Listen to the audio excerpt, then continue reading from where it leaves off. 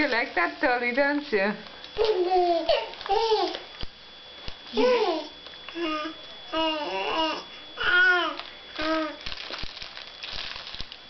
O!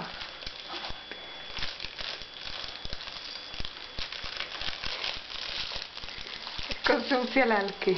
To jest Dolly, znaczy się. Jak Dolly Parton. Proszę, a tu matka ciągle temu dziecku biednemu tą lalkę wieszała na tym pałąku here, tutaj. A ona ją sobie chciała wziąć do ręki. I ona się taka sfrustrowana zrobiła. Tak, chciałaś sobie do gęby wsadzić całą lalkę. O, no.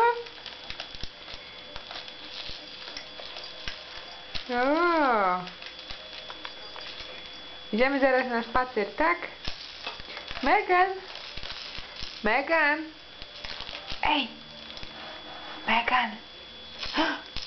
Hello!